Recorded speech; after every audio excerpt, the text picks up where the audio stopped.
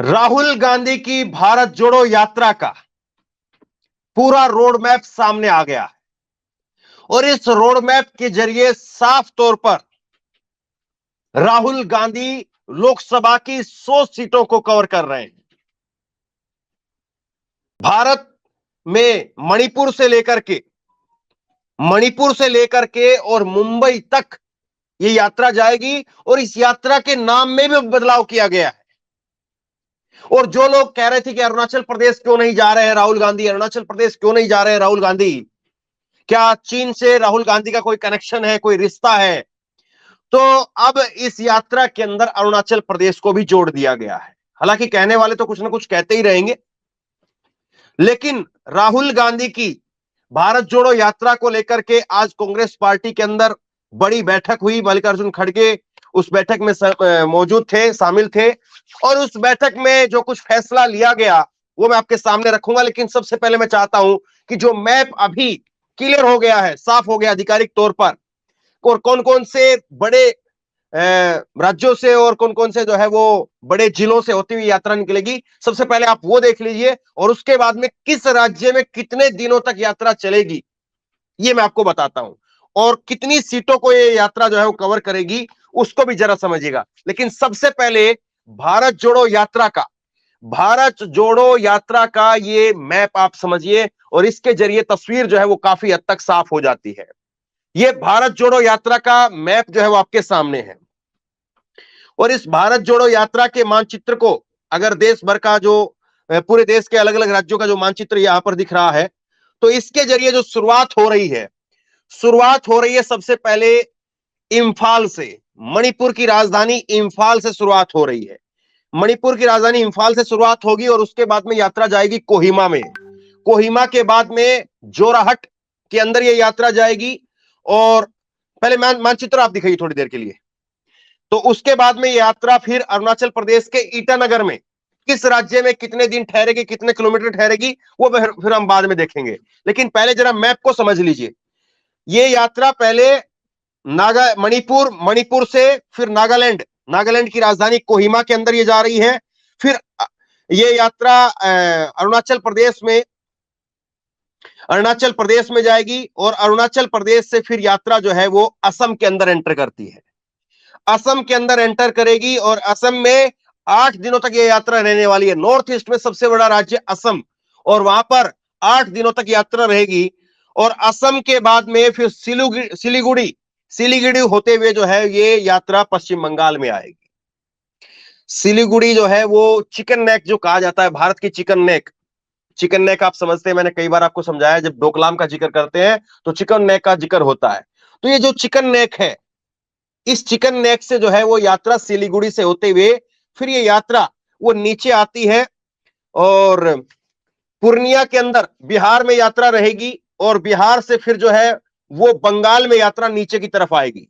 मुर्शिदाबाद में यह यात्रा आएगी, और मुर्शिदाबाद से फिर यात्रा जो है वो झारखंड के अंदर चली जाएगी। झारखंड में धनबाद, रांची, जमशेदपुर ये यात्रा रहेगी, और फिर उसके बाद में जो है वो यात्रा आ जाएगी उड़ीसा के अंदर। झारखंड से नीचे जो है फिर यात्रा उड़ीसा के अंदर आ जाएगी, और उड़ीसा से फिर रायगढ़ ये यात्रा छत्तीसगढ़ में चली जाएगी। रायगढ़, अंबिकापुर ये यात्रा यहां पर रहेगी, और फिर उसके बाद में यात्रा दोबारा से बिहार में आ जाएगी।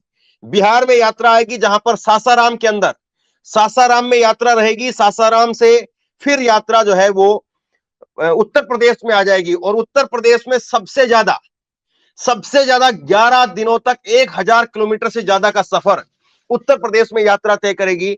और उत्तर प्रदेश में वाराणसी के बाद में प्रयागराज, अमेठी, रायबरेली, लखनऊ, बरेली, अलीगढ़, आगरा, ये जो है वो उत्तर प्रदेश के बड़े शहरों को, बड़े जिलों को कवर करती हुई वाराणसी प्रधानमंत्री नरेंद्र मोदी का संसदीय क्षेत्र, फिर प्रयागराज यानी इलाहाबाद, पुराना नाम इलाहाबाद, फिर अमेठी के अंदर, रायबरेली के अंदर, लखनऊ के अंदर और बरेली के अंदर, और अलीगढ़ और आगरा।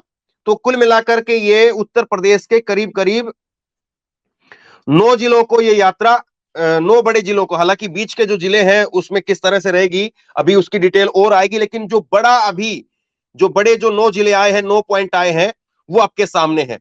और इसके बाद में ये यात्रा फिर मध्य प्रदेश में प्रवेश कर जाएगी और मध्य प्रदेश में राजस्थान के धौलपुर में भी यात्रा रहेगी। धौलपुर में जो है वो यात्रा रहेगी राजस्थान के, और राजस्थान से फिर यात्रा जो है वो आ जाएगी आपका ग्वालियर के अंदर। ग्वालियर में यात्रा आ जाएगी और ग्वालियर से गुन्हा के अंदर, गुन्हा से उज्जैन में, उज्जैन से फिर बांसवाड़ा गुजरात के अंदर यात्रा चली गई, और फिर दाहोद, दाहोद के बाद में फिर मंडावी, ये गुजरात का क्षेत्र रहेगा, और फिर उसके बाद से मालेगांव जो है वो यात्रा महाराष्ट्र में आ जाएगी, और महाराष्ट्र से फिर नासिक, नासिक से फिर थाने, जहां पर पहली रेल चली थी भारत के अंदर, भारत के इतिहास की बात करेंगे आप, जनरल नॉलेज की किताबों में आपको मिलेगा, और उसके बाद में यात्रा पहुंच जाती है मुंबई के अंदर। तो ये है पूरा रूट, मणिपुर से मुंबई तक का रूट। और ये मुंबई से मणिपुर तक का जो रूट है, इस रूट में, इस रूट के अंदर 67 दिनों में यात्रा कंप्लीट होगी। टोटल 67 डेज, 67 दिनों के अंदर यात्रा कंप्लीट होगी। 110 जिलों को कवर करेगी। पहले 85 जिले थे, जो अभी जो शुरुआती जो खबर आई थी कुछ दिन पहले, जो है वो शुरुआती जब खबर आई, जब ऐलान हुआ था इस यात्रा का आधिकारिक तौर पर, लेकिन अब ये 110 जिले, 110 जिले हैं और 100 लोकसभा की सीटें हैं, 100 लोकसभा की सीटें हैं, और 367 जो है वो विधानसभा की सीटें हैं। तो ये यहां पर गणित है, ये यहां पर लेखा जोखा है। और अब जरा एक एक करके लेकर के आइए, किस राज्य में कितने किलोमीटर की ये यात्रा चलेगी और कितने दिनों तक ये यात्रा रहेगी, ये मैं आपको बताता हूं। तो मणिपुर से शुरुआत करते हैं। मणिपुर के अंदर, मणिपुर में ये यात्रा जो है वो 107 किलोमीटर 14 जनवरी से 20 मार्च तक मुंबई से मणिपुर से मुंबई तक यात्रा रहेगी, जिसमें मणिपुर पहला पड़ाव है, शुरुआती पड़ाव है। और 107 किलोमीटर की यात्रा मणिपुर से चलेगी। 107 किलोमीटर मणिपुर में रहेंगे। 4 जिलों को कवर करती हुई यात्रा जो है वो आगे बढ़ेगी, और मणिपुर में एक दिन मणिपुर के अंदर रहेंगे। उसके बाद नागालैंड से, नागालैंड में 250 किलोमीटर, 257 किलोमीटर जो है वो तकरीबन 257 किलोमीटर की दूरी तय करेगी। 5 जिलों को कवर करती हुई नागालैंड से यात्रा गुजरेगी, और नागालैंड में 2 दिनों तक रहेंगे। और इसके बाद में असम, असम में करीब करीब 850 किलोमीटर, 833 एग्जैक्ट, और 17 जिलों को कवर करती हुई पूरा असम जो है, और असम में 8 दिनों तक यात्रा रुकेगी। 8 दिन, 8 दिनों तक जो है ये यात्रा चलेगी असम के अंदर। और इसके बाद में जो है फिर यात्रा अरुणाचल प्रदेश में, अरुणाचल प्रदेश में 55 किलोमीटर की यात्रा जाएगी और एक जिले को कवर करेगी, और अरुणाचल प्रदेश में एक दिन के लिए यात्रा रहेगी।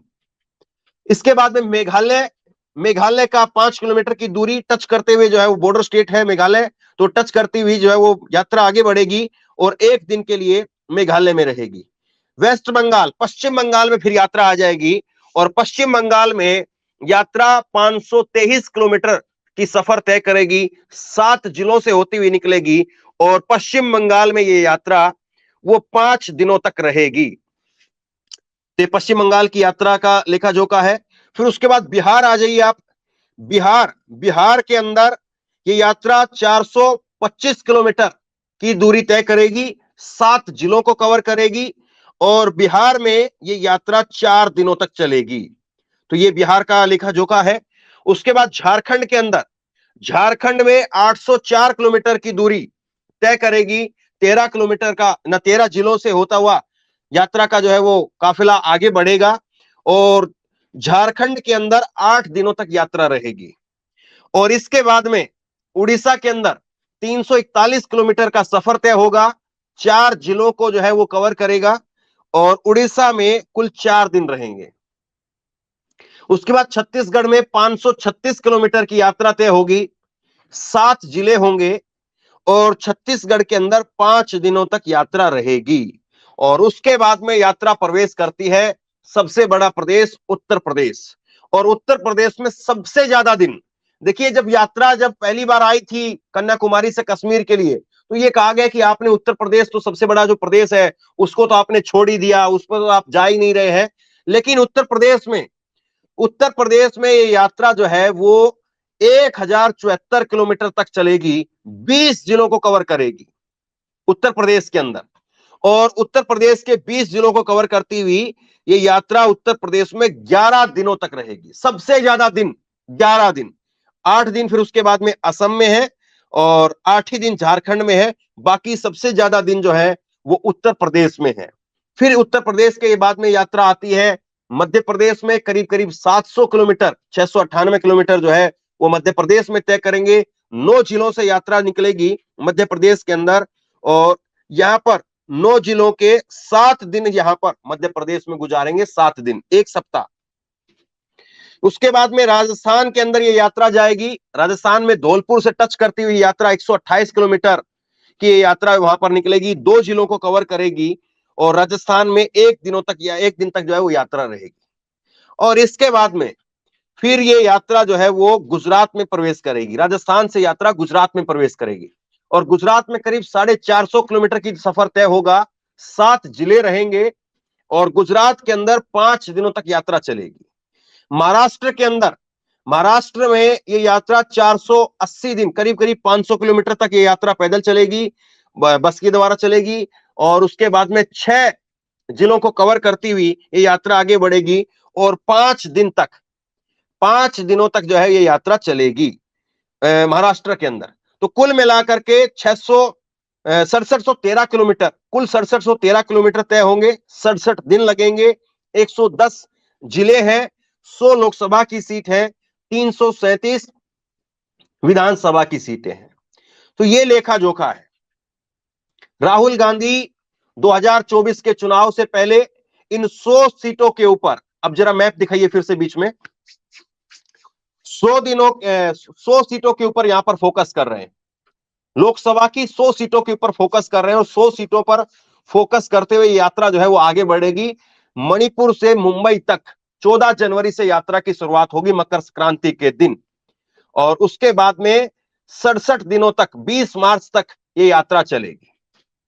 तो अरुणाचल प्रदेश को भी कवर किया गया है, मणिपुर, नागालैंड, अरुणाचल प्रदेश, असम, मेघालय, पश्चिम बंगाल, उड़ीसा, बिहार, झारखंड, छत्तीसगढ़, मध्य प्रदेश और उत्तर प्रदेश, और उसके साथ साथ जो है फिर राजस्थान, गुजरात और महाराष्ट्र के अंदर यात्रा खत्म होगी।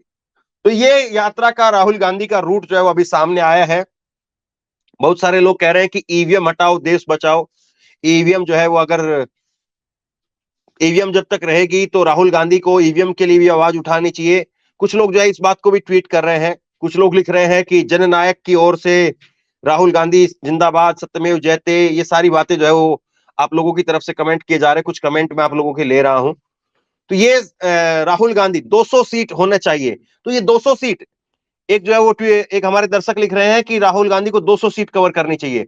देखिए, ये जो सीटें हैं वो 100 सीटें हैं, 100 सीटें वो हैं जो इस यात्रा के जरिए कवर हो रही है। आप ये मत सोचिए कि कांग्रेस पार्टी 100 सीटों पर लड़ रही है, नहीं, इस यात्रा के जरिए 100 सीटों को क्रॉस करती हुई यात्रा जाएगी और 100 सीटें यहां पर है। और जब यात्रा कन्याकुमारी से कश्मीर तक गई थी तो करीब करीब जो है वो 200 से 250 के बीच में वहां पर सीटें आती हैं, यानी करीब करीब जो है वो 350-400 सीटें ऐसी हैं जो राहुल गांधी यात्रा के जरिए कवर कर चुके हैं।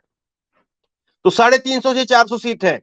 आप लोग जो ट्वीट कर रहे हैं, आप लोग जो समझ रहे हैं कि ये जो कमेंट कर रहे हैं नीचे कि 100 सीटें नहीं 200 सीटें होनी चाहिए, तो 100 सीटें वो है जो जिनसे ये यात्रा होकर के गुजरेगी। बाकी अगर वैसे यात्रा के जरिए देखें तो राहुल गांधी करीब करीब 350 से 400 सीटें जो है वो कवर कर चुके हैं यात्रा के जरिए। अब यात्रा का क्या इंपैक्ट रहता है, यात्रा से क्या जो है फर्क पड़ता है राहुल गांधी के लिए, क्या लोगों का जो जुटान वहां पर होता है, वो अपने आप में सवाल है। बहुत सारे लोग अब फिर से लिख रहे हैं कि कितने भी प्लान बना लो, जब तक ईवीएम है, जब तक चुनाव से कोई नहीं हटा सकता, भाजपा को कोई नहीं हरा सकता। ईवीएम को हटाना पहला कदम होना चाहिए, ईवीएम को हटाया जाए। तो ये बात भी जो है वो काफी सारे दर्शक लिख रहे हैं कि ईवीएम जब तक रहेगी तब तक जो है मुश्किल है। अब इसी यात्रा को लेकर के जयराम रमेश क्या कह रहे हैं, जरा जयराम रमेश को सुनाइए। जयराम रमेश ने इस यात्रा को लेकर के डिटेल में सारी बातें बताई हैं। और जयराम रमेश को जरा आप सुनिए, जिनकी तरफ से आज प्रेस कॉन्फ्रेंस की गई है। और प्रेस कॉन्फ्रेंस में जयराम रमेश ने कई सारे बड़े सवाल वहां पर उनका जवाब देते हुए जो है वो पूरी प्रेस कॉन्फ्रेंस की है। और क्या कुछ कह रहे हैं जयराम रमेश, और ये यात्रा का आगे क्या कुछ प्लान रहेगा, और इस यात्रा के जरिए राहुल गांधी कांग्रेस पार्टी वो किस तरह से लोगों को अपनी तरफ आकर्षित करने की कोशिश कर रहे हैं, और क्या वाकई राहुल गांधी इस यात्रा के जरिए लोगों को अपनी तरफ ले पाएंगे, क्या वोटों का रुझान भी वो कांग्रेस की तरफ होगा, सबसे बड़ा सवाल ये है। क्योंकि ये यात्रा तो राहुल गांधी जरूर निकाल रहे हैं, कांग्रेस पार्टी जरूर निकाल रही है, लेकिन इसका चुनाव में क्या असर देखते हैं। विधानसभा चुनाव में देखें तो विधानसभा चुनाव में तकरीबन तकरीबन 50-50 का मामला रहा। तेलंगाना में सरकार बन गई, कर्नाटक में सरकार बन गई, हिमाचल में सरकार बन गई, लेकिन छत्तीसगढ़ की सरकार चली गई, और उसके बाद में राजस्थान की सरकार चली गई, और मध्य प्रदेश में सरकार जो है वो बनते बनते रह गई। 3 राज्यों में सरकार जो है वो यात्रा की वजह से जो है वो कह सकते हैं कि बनी, और 3 राज्यों में नहीं बन पाई। तो तकरीबन तकरीबन यात्रा से जो है अगर रिजल्ट देखें तो 50-50% का रिजल्ट रहा। लेकिन ये जरूर है कि इस यात्रा से राहुल गांधी को लेकर के लोगों के बीच में जो छवि थी वो काफी कुछ बदली है, काफी कुछ जो है वो लोगों के अंदर राहुल गांधी को लेकर के ये अलग हुई है। कुछ लोग लिख रहे हैं कि क्या हम लोग भी जुड़ सकते हैं। तो यात्रा जहां जहां से चलती है उस रोड पर जो भी व्यक्ति होते हैं वो इस यात्रा से जुड़ते हैं, आम पब्लिक भी जो है वो यात्रा से जुड़ती है, इसमें कोई शक नहीं है। तो आम लोग भी उस यात्रा का हिस्सा बनते रहते हैं। कोई पिछली बार की तरह से क्या भारत यात्री रहेंगे? पिछली बार करीब करीब 114 भारत यात्री बनाए गए थे, जो कन्याकुमारी से लेकर के और कश्मीर तक ऑफिशियल भारत यात्री रहे थे। इस बार क्या वो भारत यात्री रहेंगे या नहीं रहेंगे, वो वाला कॉन्सेप्ट जो है वो अभी क्लियर नहीं है। लेकिन हाँ, आम लोग जो है वो जरूर यात्रा का हिस्सा बन सकते हैं। आम लोग जो है वो मुलाकात कर सकते हैं, जहां जहां से यात्रा निकलेगी आपके इलाकों से, तो जरूर आप लोग जो है वो जुड़ सकते हैं, अगर कोई जो चाहता है। खैर, अभी जयराम रमेश क्या कह रहे हैं, एक बार जरा जयराम रमेश को सुनाइए। मैं शुरुआत करूंगा मणिपुर से। मणिपुर में मणिपुर में कुल मिलाकर 107 किलोमीटर यात्रा होगा। 4 जिले कवर होंगे, 2 लोकसभा कंस्टिट्यूएंसी इसमें कवर होगा, और 11 विधानसभा सीटें कवर होंगी। तो मणिपुर में कुल मिलाकर 1 दिन हम रहेंगे, 1 दिन से थोड़ा ज्यादा, और 4 जिले कवर होंगे, 107 किलोमीटर। नागालैंड में 257 किलोमीटर कवर होगा, 2 दिन रहेंगे हम नागालैंड में, और 5 जिले कवर होंगे। असम में 833 किलोमीटर कवर होगा, 8 दिन रहेंगे असम में, और 17 जिले कवर होंगे। मैं सिर्फ जानकारी आपको जिले के बारे में दे रहा हूँ, लोकसभा विधानसभा के बारे में अलग से आपको चाहिए तो मैं दूंगा, पर महत्वपूर्ण बात यह है कि जिले कितने कवर हो रहे हैं। अरुणाचल प्रदेश, क्योंकि मैंने कुछ अखबारों में पढ़ा है कि सवाल उठा था कि हम अरुणाचल प्रदेश नहीं जा रहे हैं, मैं इसका पूरा खंडन करना चाहता हूं। पहले से हमने मन बना के रखा था कि हम अरुणाचल प्रदेश जाएंगे, पर कुछ बातचीत चल रही थी रूट की, इसीलिए हमने उस पर हमने कुछ कहा नहीं। पर आज मैं विश्वास के साथ कह सकता हूं कि अरुणाचल प्रदेश में 55 किलोमीटर हम रहेंगे, कवर होगा, 1 दिन रहेंगे अरुणाचल प्रदेश में, और 1 जिला कवर होगा।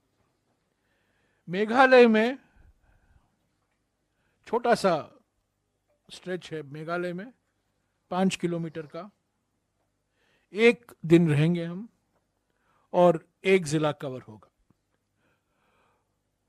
इसके बाद पश्चिम बंगाल में 523 किलोमीटर यात्रा होगा, 5 दिन हम रहेंगे पश्चिम बंगाल में, और 7 जिले कवर होंगे। ये रूट मैप जो है, जिन जिन जिले से हम जा रहे हैं उसकी जानकारी मैं 1-2 घंटे में अपने हैंडल पर आपको मिल जाएगा, पर आपको आप मोटे तौर से जो जानकारी है मैं दे रहा हूँ।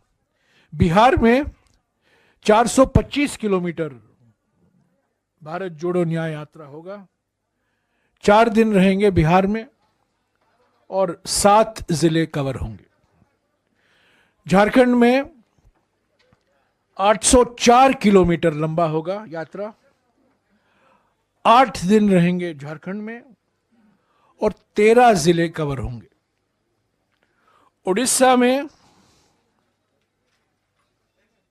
341 दिन 41 किलोमीटर 341 किलोमीटर 4 दिन रहेंगे और 4 जिले कवर होंगे। छत्तीसगढ़ में 536 किलोमीटर यात्रा होगा, 5 दिन 7 जिले।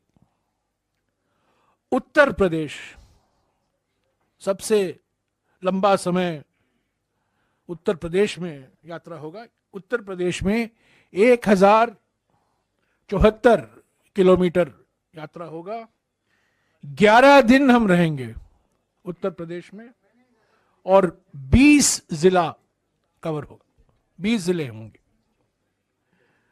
मध्य प्रदेश में 698 किलोमीटर, 7 दिन और 9 जिले। राजस्थान में 128 किलोमीटर, 1 दिन 2 जिले। गुजरात में 445 किलोमीटर, 5 दिन और 7 जिले। महाराष्ट्र में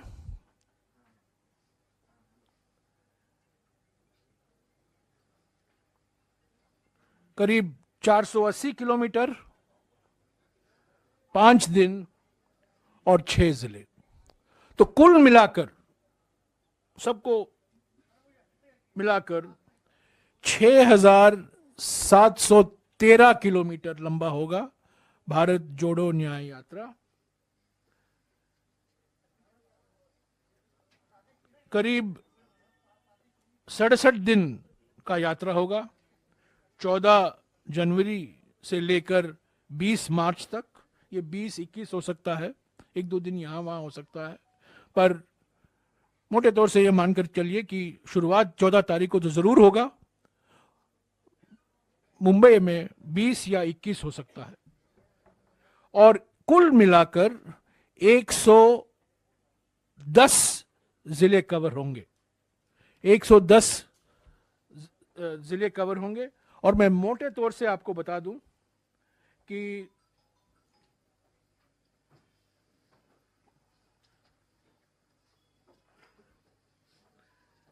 मोटे तौर से आपको बता दूं 100 लोकसभा सीटें कवर होंगी। 100 लोकसभा सीटें और 337 विधानसभा सीटें कवर होंगी। 15 राज्य, 6,713 किलोमीटर, 100 लोकसभा कंस्टिट्यूएंसी, 337 विधानसभा कंस्टिट्यूएंसी, 67 दिन, 110 जिले। अरुणाचल प्रदेश भी शामिल है। भारत जोड़ो न्याय यात्रा।